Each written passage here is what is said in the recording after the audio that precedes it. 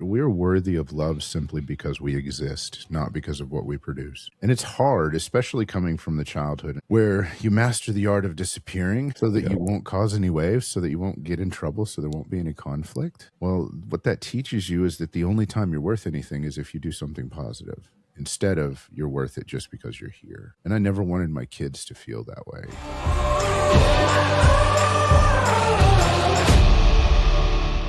Welcome back to Life by the Horns. I'm Dustin.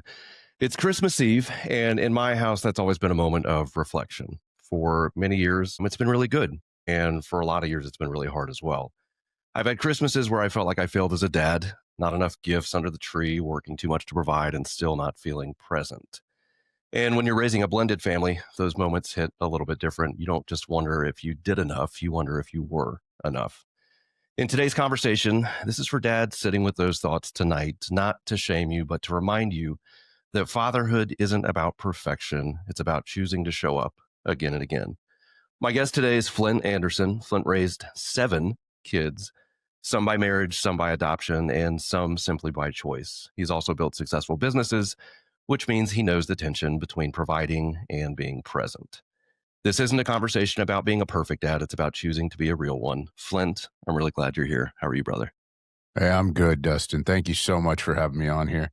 And yeah, fatherhood is something that's near and dear to my heart. I wanted to be a father since the time I was a kid. I think a lot of us have, but I got blessed by a very large blended family, and it's always been a lot of fun. And I'm very excited to talk about some of those adventures. Yeah, that's awesome, man. Well, and I didn't even know this till, we sat down and had lunch a month ago that I thought Jarvis on my team had a lot of kids when he said he had 5. And then you were like, oh, I've raised 7. I was like, Jesus. So, but before we jump into, you being a father, I really want to understand like where it started. What was your experience being fathered?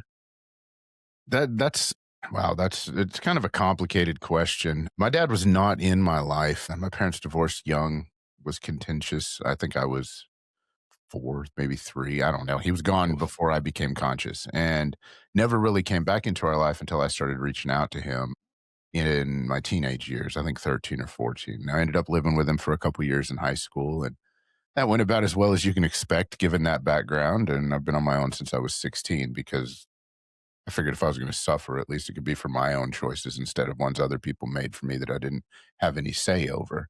And that's not to throw my mom under the bus. She just couldn't afford to raise 3 of us.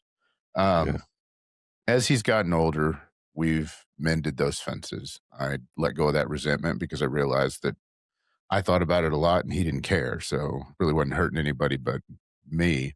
Um, and I learned a lot from him. And a lot of it went into my book, into my first book, which is titled the manual, what every guy's dad should have taught him. And Mm. I learned from him what not to do and always said I wanted to be a dad and that I wanted to do better, that I wanted to give children the life that I didn't have. Yeah. And that's heavy. What about his lack of presence, potentially shaped you early on? And what did it show you that you didn't want to repeat or do? I was lonely.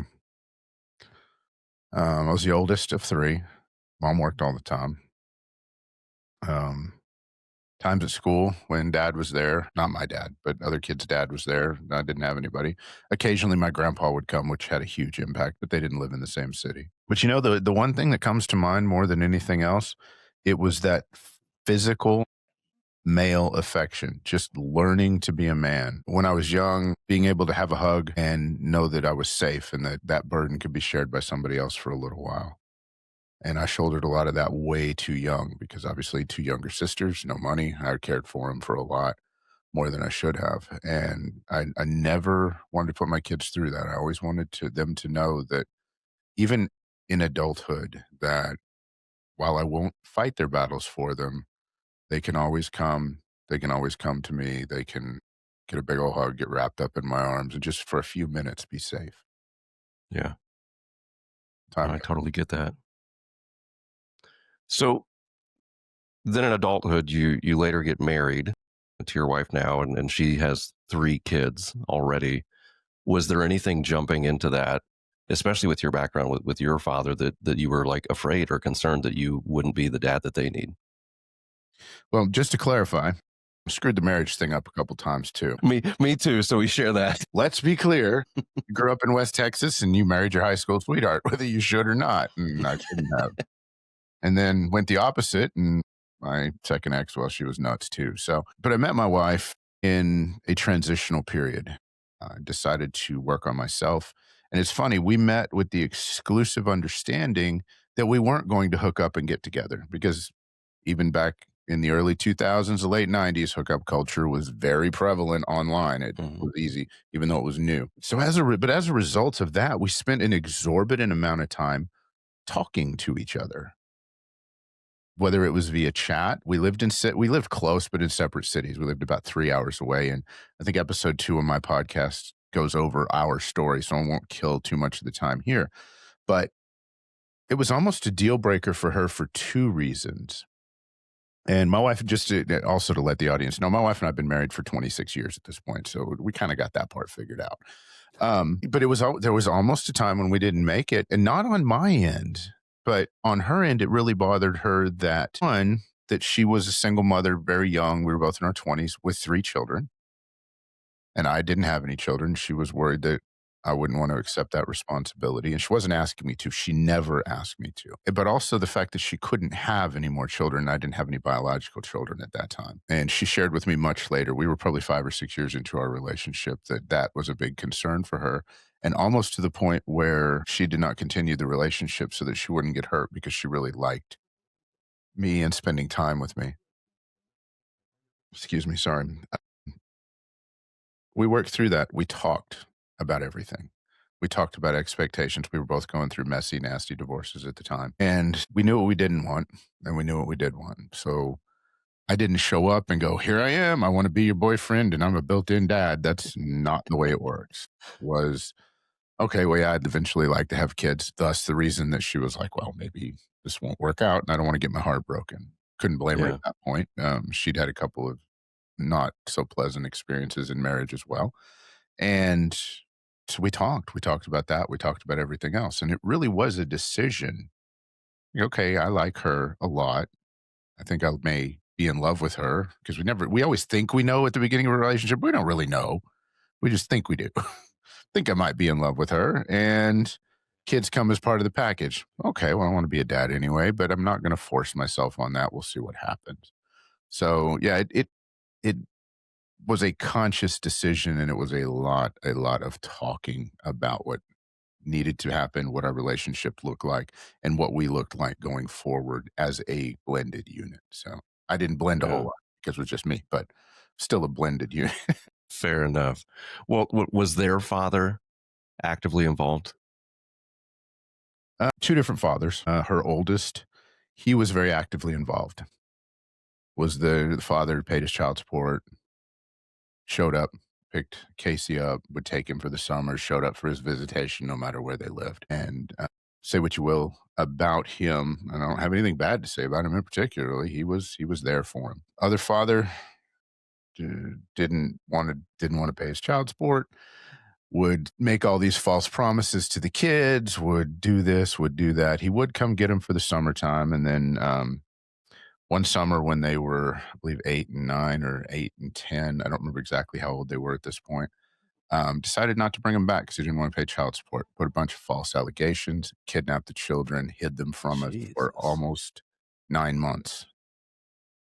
And we had no idea where they were. They weren't in school. They were being kept in a farmhouse with no way of communication somewhere in rural Texas. And to this day, those two children, while they recovered, they are not the same as they were then. So, not the ideal shining example of fatherhood. Yeah.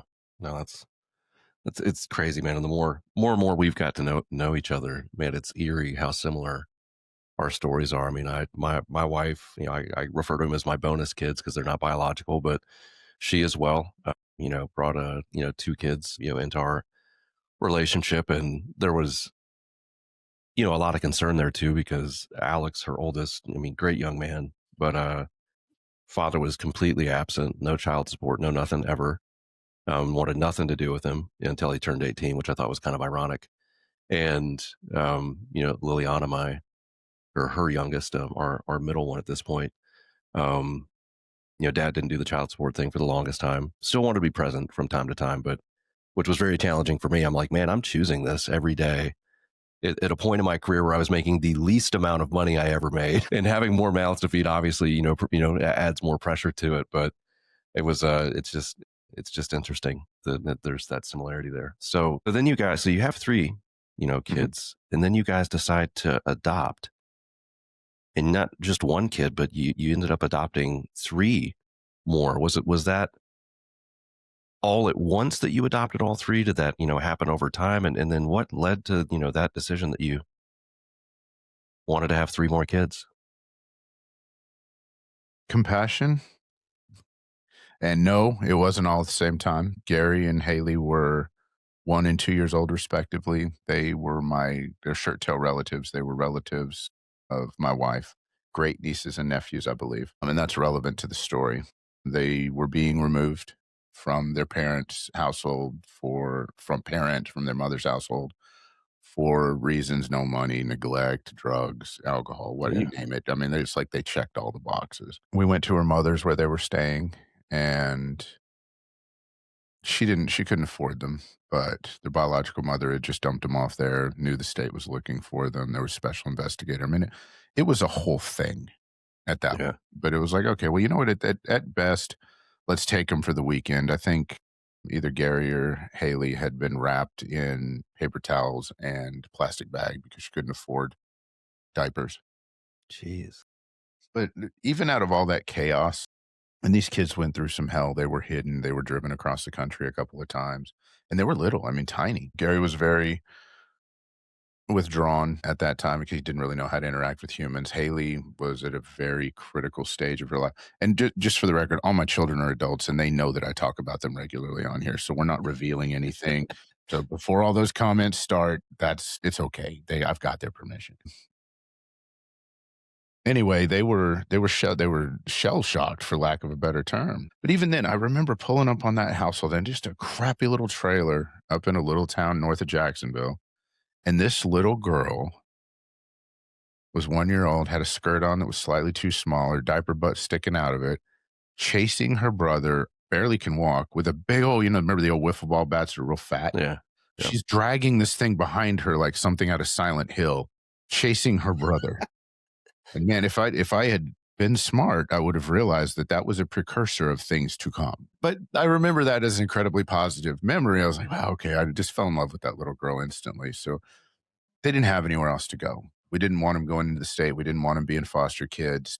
And we'd already been caring for my sister's children, two of them, while she was doing her basic training for the military. And so as they aged, not aged out, but moved back with her, it was a decision, but it wasn't a hard one because they didn't have anywhere else to go. Yeah. And then the story of their younger brother, Ashton, who is our youngest, he's 20 now. He wasn't born at the time. We were on good terms with biological mother then. She wasn't really visiting the kids, but she was trying to clean herself up. But she had done such egregious things in the past. The state told her while she was pregnant she was getting her baby taken away from her. We were supposed to adopt their middle brother, which was in Kansas at the time. She had two other children out there. One of them passed away. Well, that was a bit much. That would have Yeah. been so many children at that point and two infants because she had the kids all back to back with the younger ones. So we met with the court, and my wife's brother, who lives out in that area, ended up adopting the young man that was in that area. He was supposed to come to us. Ashton came to us, and it was 2 weeks old, 3 weeks old. Ashton took a road trip across the country because I had to work at this point to go to court so the paperwork could be switched over because we just couldn't handle that many children all at once. It was too much. And that's the story of how we got six of our seven kiddos. Wow. That's a lot. I mean, you're doing God's work at that point, brother. And I love the compassion part of it too. I think that's great. So that's six. And then you had shared with me, when we were having lunch that, at I believe it was 13 years old, you had, had a young man that you guys decided to take custody of. And he wanted to keep his last name and stuff, correct? That's why you guys didn't adopt him? Correct. He was junior high. He'd been in the system. We didn't know this at the time. He'd been in the system since he was 5, getting passed around from one relative to another. And he was he was always at our house because he was friends with our son that was that age, he was friends with Gary. They'd been friends since kindergarten. So it wasn't weird. Our house was a hangout. It was just like, okay, how many kids are we feeding tonight? Because once you have that many kids, you're naturally just all the kids hang out at your house. But after a while, he realized he knew he had a caseworker come back into his life. There was some extenuating circumstances there that were not good, just as tragic as anything else. He knew he was going to be taken away, but because he'd been in the system for so long, and he'd moved from family to family, even though it was his own family moving him around, he was flagged in the system as non-placeable. So he was going to go to a boys' home, which is a shit deal for him. And forgive me, but he told Gary, he goes, "I know you're adopted. You think maybe your parents will let me come and live with you." So Gary asked us, "Hey, John's about to get sent to the boys' home. Can he come and live with us?" Got him to come over. Incidentally, he was scared to death of Des, which is hilarious. He wouldn't even come out of the bedroom at first to get food or water. We had to tell him it was okay once he started living with us. But she sat him down. "Look, what's going on? You have a caseworker. Is everything okay?" And Des is very compassionate, but she's insanely blunt and can be intimidating from time to time. So anyway, that being I said, know the feeling. he answered honestly. We got a hold of his caseworker, and within 2 weeks, one of the fastest placements at that time, according to the caseworker and the judge, we had permanent custody of him. It had to be made official for him to be able to stay with us, and they were able to push it through because of the other adoptions. We were already in the system, we were already qualified, and we already had the means and ability to support him. You cannot convince his biological family to this day of that. They hate us. But at the time, they were passing him around for whoever could get the most state benefits, and he didn't benefit from any of it. So there's that, and that's a whole nother dynamic to the foster care system and everything else. But that young man has more coping skills than anything I've ever seen. Graduated with honors, top of his class, ROTC honors, went directly into the Marines at 17, got out, Wow, and he's now a police officer, married, and has started his life at 24 years old. man, good for him. I mean, he thrived given the right environment. And I am living proof that, yes, maybe the genetics do have something to do with how we turn out, but your environment has a lot to do with it as well. Yeah, 100%. Well, what do you think about all these? I mean, 7 kids and all the different dynamics and situations that you've been in with them. What did this teach you about what actually makes a good father? Sleep when you have time. I say that tongue in cheek and only partially. I'm still pretty sure I'm still tired.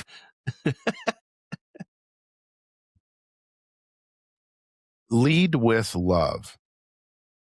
Hmm, You can be strong. You have to be strong as a father. I mean, you've got to show these kids a masculine male that's not a tyrant. And the only way to do that is to lead with love, to look at everything that's happening, be the most effective leader that you can, with an understanding of these kids are doing the best they can. They're only going through this for the first time. And what we tend to forget as kids get older is when kids are little and they're in that 5 to 9 range where they're figuring the world out, they usually come up with some really cool explanations for things. They're often wrong, but they're logical. At yeah, that point, it's cute. We forget that kids still do the same thing when they're teenagers. It's just they're a little more aggressive about it. They're a little more in your face about it. They're a little more rebellious about it. So an insane amount of patience, but if you come at everything from a position of love, you're going to do what that child needs you to do. You're going to be strong for them. You're going to correct them. You're going to be there, and you're going to be the one that they come to whenever they need help without alienating. yeah. And No, understand you're going to screw it up, and you're going to screw it up a lot over the years. It's okay. You always get a chance to redo it. You may not be able to undo it, but you at least get a chance to redo it. right. I want to shift gears a little bit, at least, Right. and it's something that I see a lot of is that many men that I know can be wildly successful in business. However, they're not as fathers. Why do you think that is? A lot of times we get so busy making a living that we forget to make a life. And I see this again and again, both in clients and in friends. As guys, we're typically very goal oriented. It's why guys play most professional sports. We need to win. We're wired that way. So we tend to approach relationships in the same manner. Okay, got to get a job, bank. Got to get a career, bank. Got to keep growing. That's something that's active and there's definable goals along the way. So we start throwing those trophies on the shelf. Got to get a wife. Wham. Okay, good. That trophy's on the shelf. Okay, need a couple kids. Pow, pow. There we go. The trophy's on the shelf. Okay, career, continuing to grow, continuing to grow. Well, I've already got the wife and kids, so I'm done there. They never realize that it's an ongoing thing until the kids are gone or until they look around and their kids are 16 or 17 and they miss their entire childhood. We become so focused on making a living that we don't remember to make our life. I think that's what the problem is. We Yeah. don't prioritize it enough. Yeah. And I too think that most men, whether they want to admit it or not, mirror a lot of their childhood and what their father did. And in this case, you clearly did not. But it's a very conscious effort to show up and be present and be patient. And to your point, and I've recognized this, I think most men are so goal oriented that it's easy in business to look at the KPIs, to look at your P&L and clearly define, are we doing a great job or not? And, in our families and as fathers and, especially with our kids, it's not as black and white. It's true. It never is. And even the kids you think are going to be successful, you can't predict that. No. At some point, you have to trust that you've raised them correctly and watch. And even the ones that are successful, then the kids that aren't are going to come up with reasons and excuses why they're not successful, but the other ones are. It's the most bizarre thing I've ever seen in my life. I couldn't Yeah. have predicted where my children would have ended up. I love each and every one of them. They're all at different stages in life, and it has nothing to do with their age Yeah. because they What would choose their own way. was there ever a moment for you where you were really killing it or winning in business and you felt like you were losing it at home? So when we were first building the business, we both worked corporate jobs, and this is 30 years ago plus. So take these numbers into account. I was never home. We were building the business at night and building a janitorial business at that time. And so we'd get off work, we'd come home, we'd change, we'd go back to work. We had a nanny that took care of the kids. And I realized early on that this was a sacrifice that we needed to make. So I would try and spend as much time with the kids as possible. I was young. I was like 26, 27 years old when I was doing this. But I knew I wanted my freedom and I knew that I wanted to be there. I wanted to make as many memories as possible with the children and continued that. Brought my wife home from work. A couple years later, brought myself home from work, which are both are fun stories, but they aren't really relevant to this conversation. I would continue to work this hard. Well, now the kids could come with me a little bit if it was during the day. All the way up and down, business success, this and that. I didn't truly realize how much I was taking away from the children until 2014, August 9th, 2014. Not that I remember specifically, but it was 10 o'clock in the morning. And we were camping. I was at work as usual.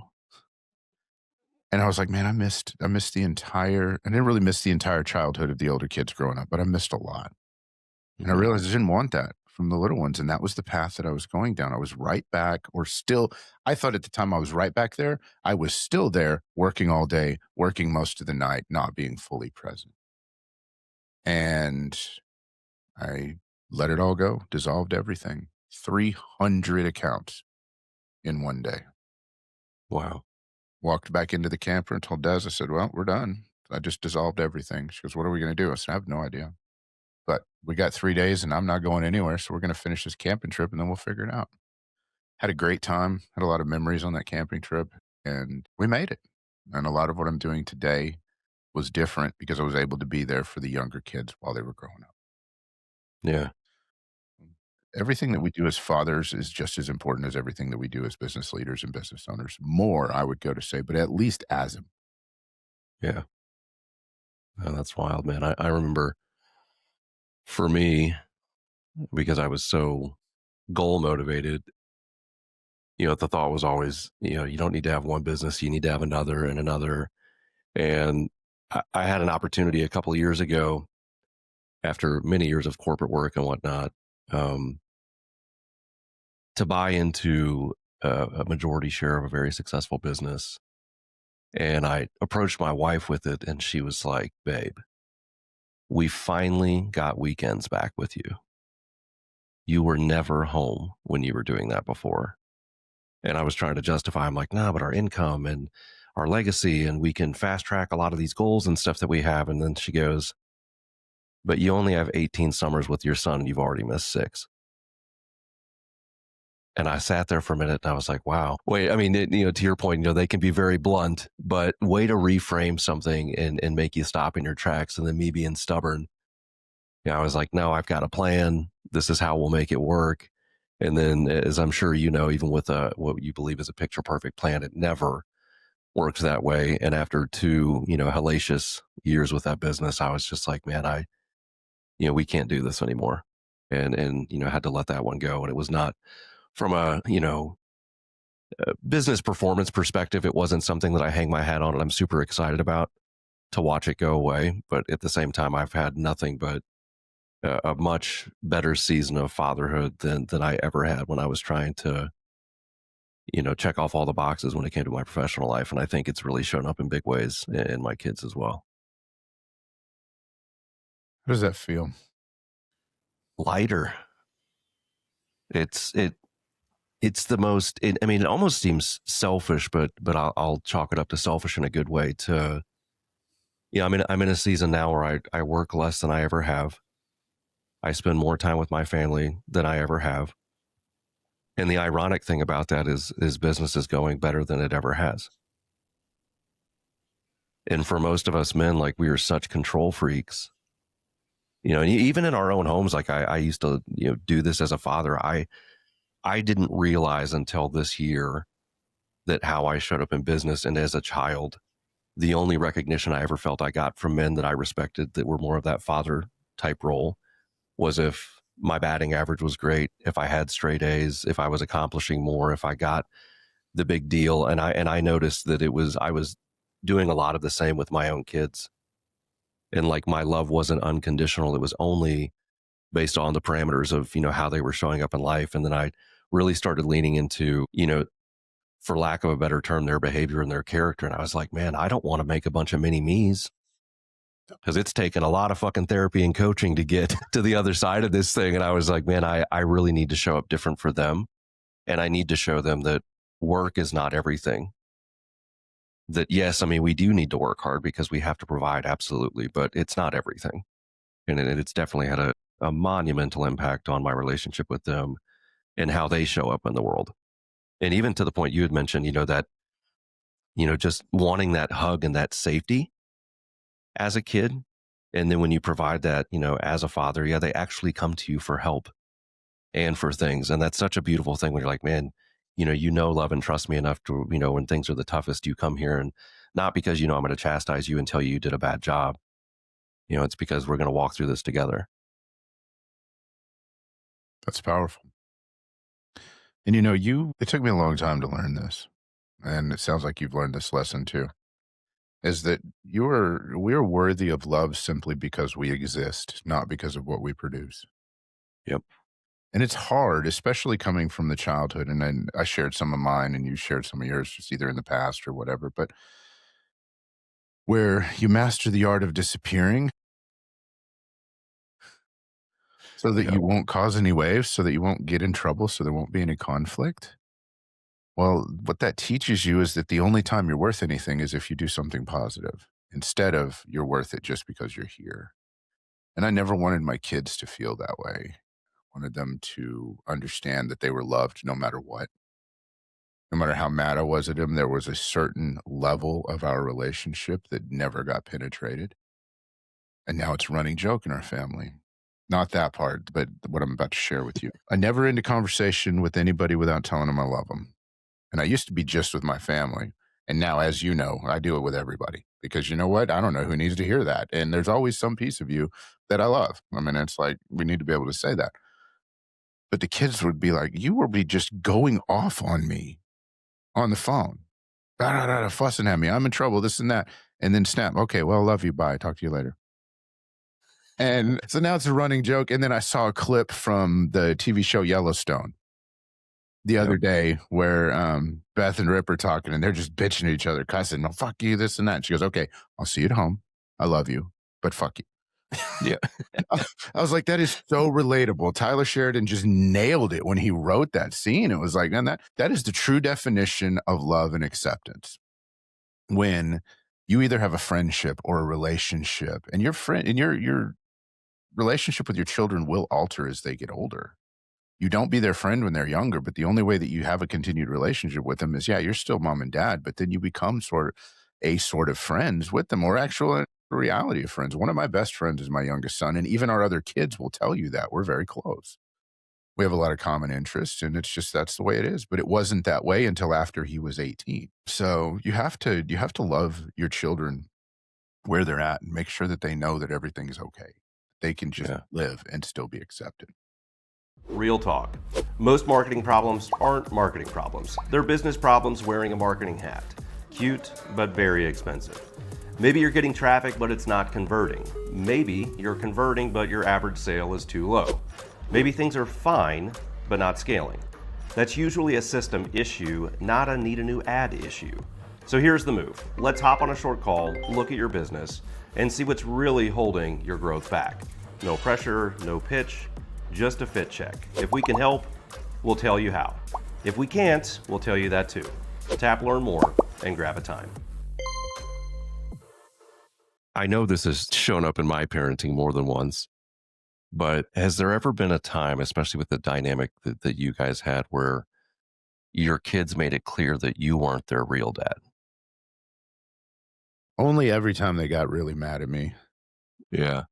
It happened a lot at first, and with the older 3, so there's a couple different dynamics in my blended household. So with the older 3, I never tried to be their quote unquote real dad.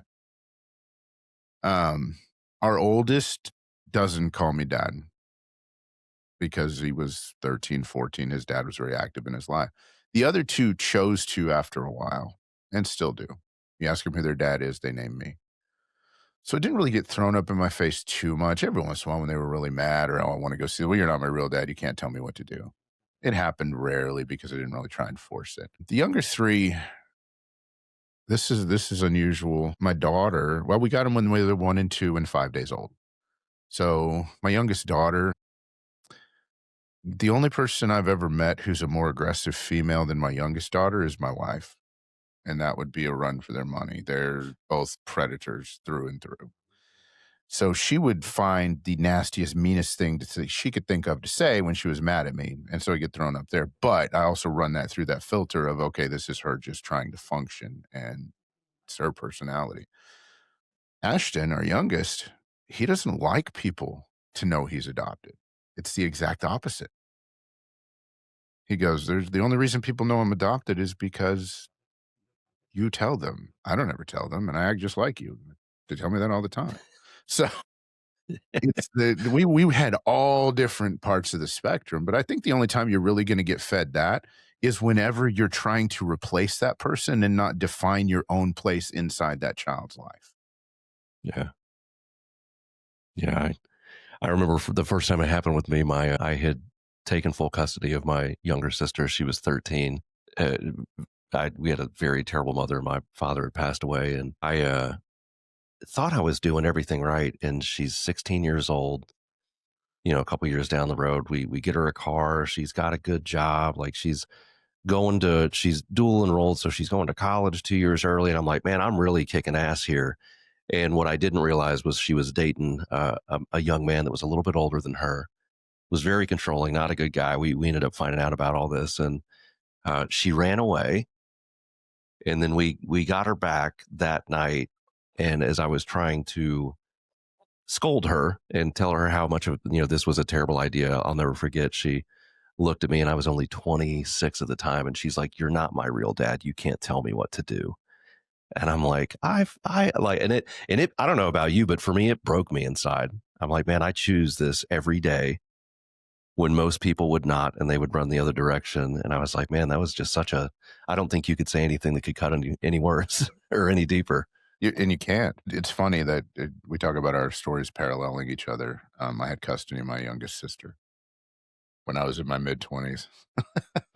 It's crazy. When she went into high school because my mother could not handle her.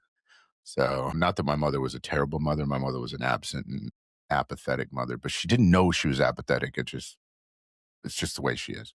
Yeah. She couldn't handle it. So it's funny, all those different parallels. But yeah, now from her, I heard that all the time. It got to the point where it was no longer even relevant. It was like, okay, well, you're here now, so you have to do this. Or you can go home, but there's nothing there either. Yeah. No, it's funny, man. Yeah, so many parallels there. Well, this has been super heavy. Yeah. And not to say that that's bad, but I mean, let's pivot a little bit. You've got, these 7, awesome humans that you're growing up. What are some things that you and your wife really leaned into to emulate, good parenting and to create some good lasting memories to inevitably create these, great adults that they are? Thank you for saying that they're great adults. I like that. Hopefully one day it'll be true.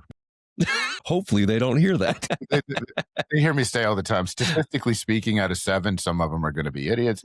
Some of them are going to be awesome. It's just a matter of which one's doing what part at what time. Fair enough. Yeah, I think when we're younger, we're all idiots. And I love my kids. And again, if they listen to the podcast, cool. They hear me say this stuff. We tell them to their face. We've always had a very close relationship like that. And they also know if we think they're messing up. But again, we'll tell them, and then we do our best to back off. There was a time where, as parents of adult children, we were going to step in and save the day and take care of everything. And yeah, that works terribly. All that does is run your kids away from. That's it. Don't do that, parents. Yeah. Don't do that. Reach a point in your life where your judgments are gone, you give opinions and support, and you just love them where they're at. It's going to make your life a lot easier. When they were younger, to answer your question specifically, my wife and I talked about everything. We did not always agree on everything. One thing that we did agree on was that they needed to have shared experiences together and outside of the house. Mhm. So we went to one of our things as the kids were growing up. So when I could afford it, we went to Universal Studios a lot. Season passes. It forced us to get away. Mostly it forced me to take time off because I was physically out of the city that I was working in. Computers helped with that, by the way, or at least I thought it helped. It didn't really help with that. It just kind of made that a little more tense. But um, when I went through the bankruptcy after the housing bust of 2008, 2010, we didn't have any money. What the hell are we going to do? We can't afford to go to the parks now. So we started camping, and the kids all went camping with us, and we go swimming and we go camping. We do all these things together, have a good time. Some of them loved it, some of them didn't. Um, but it was together, and it was the best we could do at that time. Um, I'd like to say that we had every answer when we were doing it.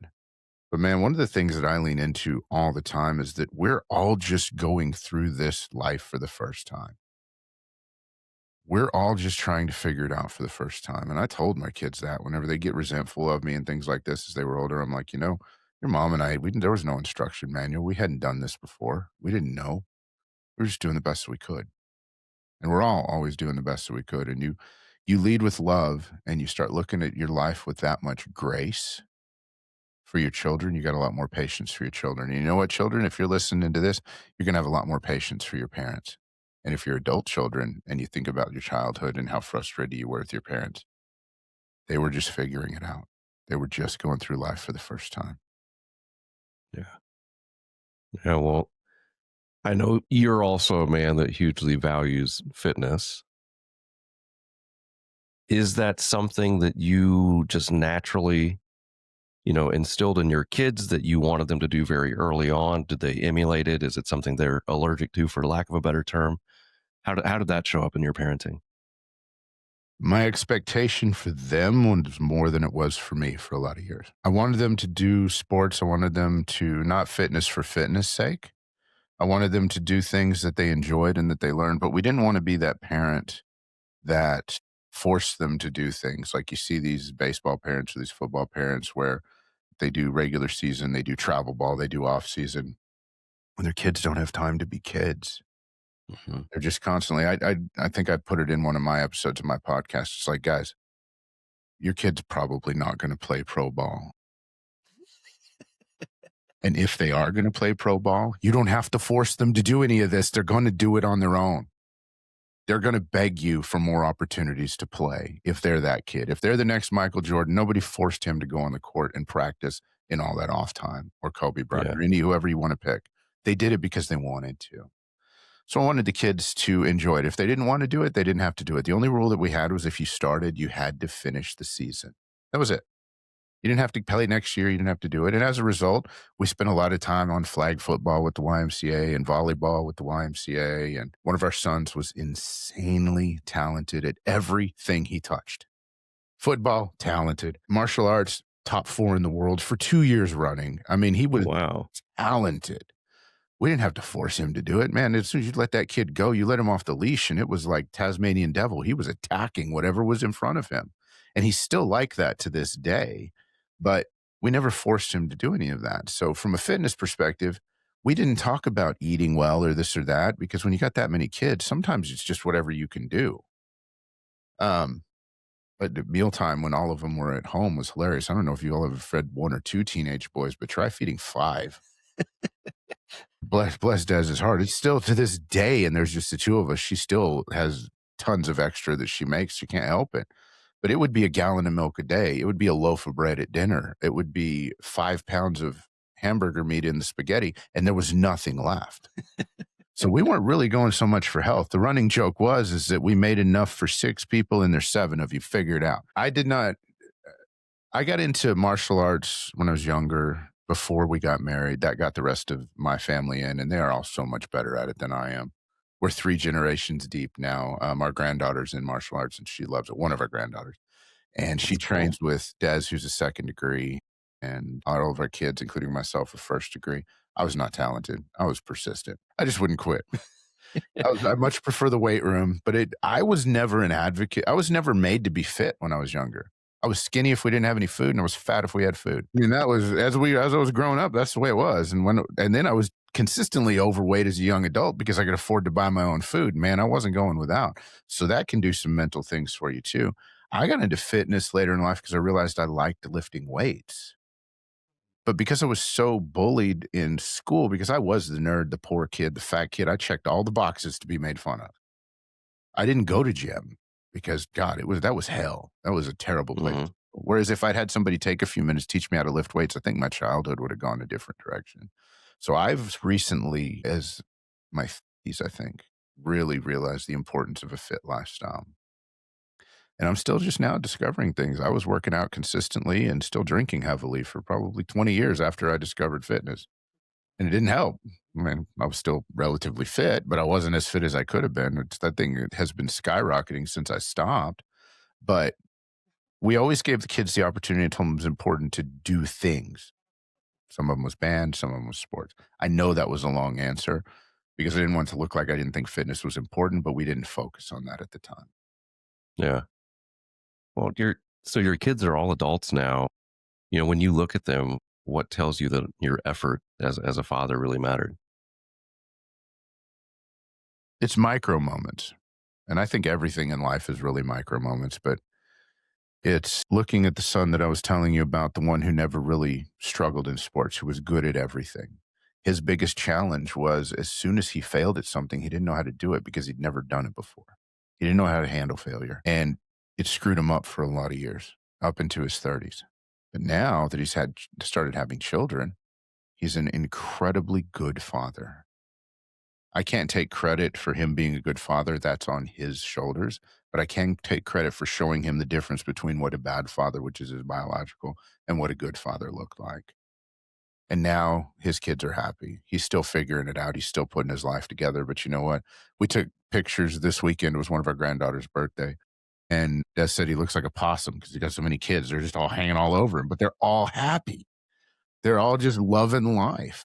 And I see my youngest son who looks at the world differently as far as work and saving and making his life and the struggles that he's going through.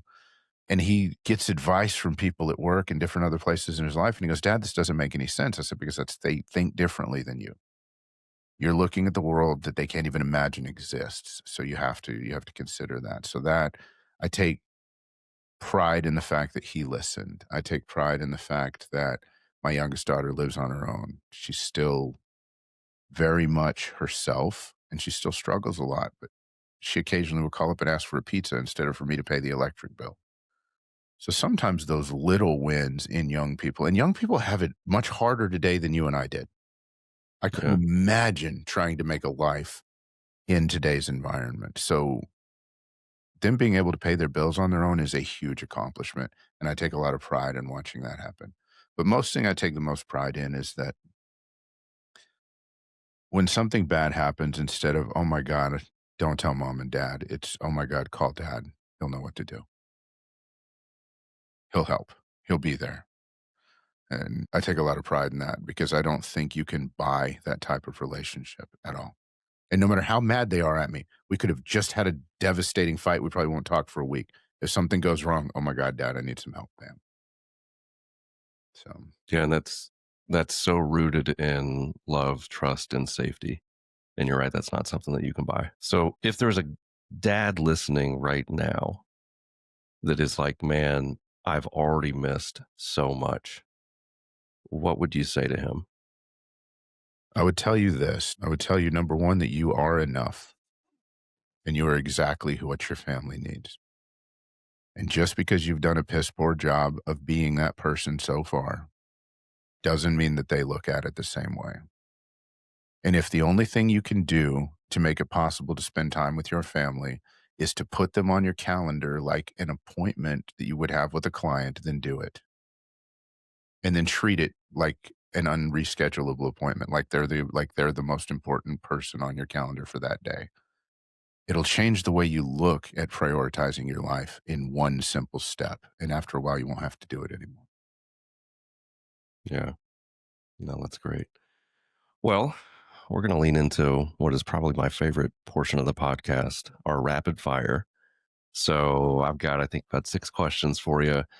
First thing that comes to mind, not a super long winded answer. So, first one, what do kids need more from their dad? Certainty or safety? Safety, What's something you had to unlearn to become a great father? acceptance through acts. What's a mistake that dads make that seems normal but is not responsible? Seems it's normal for us to push our children and to come down on them hard when they act in a way that we know is harmful to them. But it's not responsible when we don't explain to them why we did it. What does a child feel when dad is physically present but emotionally unavailable? Rejection, What standard in your home mattered more than rules? truth, Mm. What's one way a man can start showing up better this week, not someday? hug your kids and tell them you love them. Mm. And hug your wife and tell her you love them in front of your kids and let them see you do it. Yeah. No, I love that, man. I think the challenge there for so many dads is that when they're not leaning into that love with their kids, it makes them feel almost awkward to start leaning into that. And I think it's something that you just have to get over because it's so needed. It in every aspect, in every relationship, not only families. You know how awkward it was when I started telling guys I loved them? You know that the expectation with talking to me now? Because I do it all the time. And as a result, even if you're upset, I even sign off my podcast. I love you, brother. I love you, man. I love you guys. We all need to hear it. And you can usually find something about someone that you love and that you can say it so that you mean it. But yeah, it's awkward. It shouldn't be, but it is. And it really shouldn't be in families. No. Little kids should go, oh, yuck, you're kissing mom. Don't do that. Yeah, they should be saying that because that's what little kids do. But as they get older, that should just be so familiar in your family. It's just the way mom and dad do because then they've learned that that's the sample. That's the example. That's the way a real relationship works. Mom and dad love each other. Even when they're frustrated or they're angry with each other, they still love each other. Yeah. And I think one of the things or lessons that I learned relatively recently, but for dads, I mean, for anyone out there, it all starts with self love. Like you got to love yourself first to show up really well for other people. And if you don't start there, then I mean, if anything, it's unauthentic and fake, Can't pour and they from an feel it. empty cup. Yeah. Well, brother, man, as always, it's great conversation. I always laugh outside of this because I'm like, man, I feel like this is my brother from another mother because there's just so much in common. But I think that this conversation really matters because a lot of men think fatherhood is something that you either get right from the start or you just miss it forever. And this really says something different. And I think that, presence is something that can be learned and that trust can be rebuilt and that it's not too late to change and start showing up. I agree. I mean, be willing to admit you're going to screw this up, guys. You already are. And you don't even know it. If you think you're doing it perfect, you're really screwing it up. But be willing to admit that. Be willing to admit the fact that you've made mistakes. And you know what? If you've hurt your children or your wife, then admit it and apologize. It doesn't make you weak. Makes you stronger because you're able to see. Now, don't apologize and then continue the same behavior because that just makes you a dick. But apologize, alter your behavior. That makes you stronger. A referral in business. Nobody believes, oh, it's a 5-star referral. Everything went perfect. There was no problems. Now, is that as strong a referral as a 4-star referral that said they had a lot of issues, but they fixed every single one of them? I'll absolutely use them again because I now know that they stand behind what they do. Which one's a more Yeah. powerful referral? Same Yeah. thing applies to business. Admit you're wrong, fix it, and go on. Don't pretend that you're this stoic statue that never makes some kind of mistake. That's not any kind of father you want. No, and I think it teaches your kids humility, which is so important in ownership and accountability, in that process. But man, super good stuff. I really appreciate the time. To everyone listening, Merry Christmas to you, and we'll catch you next time. Merry Christmas, everybody. Thanks for having me, Dustin. Yeah, brother.